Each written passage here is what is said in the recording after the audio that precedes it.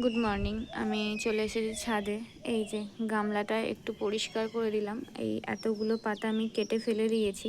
তার কারণটা হলো জলটায় খুব ভালো মতো রোদ পাচ্ছিল না, তার জন্য।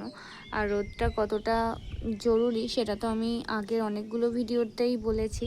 তাই আমি কেটে দিলাম কিছু পাতা, কিছু খারাপ নোংরা পাতা। এই যে এই রকম পাতাগুলো, যেগুলো হলুদ হয়ে গেছে, এই যে এইরকম পাতাগুলো আমি কেটে দিয়েছি। তো তোমরাও কিন্তু একবার ট্রাই করতে পারো এইরকম পাতাগুলো যাতে কেটে দেওয়া যায়, তা একবার দেখো। কারণ এই যে কুঁড়িগুলো অনেক ফুটতে সময় লাগছে, কারণ এই পাতাগুলো এই গাছের যে এনার্জিটা সব কিছুই টেনে নিচ্ছে। তার জন্য একটু পাতাগুলো ছেঁটে দিও। এই যে এই পাতাটা উল্টে ছিল, আমি বুঝতে পারিনি, আমি এই পাতাটাও কেটে দিলাম। তাতে কিন্তু কোনো অসুবিধা নেই, কিন্তু কিছু পাতা অবশ্যই রেখে দিও, নাহলে গাছ খাবার তৈরি করতে পারবে না। ভিডিওটা ভালো লাগলে একটা লাইক, কমেন্ট, শেয়ার করে দিও। টাটা।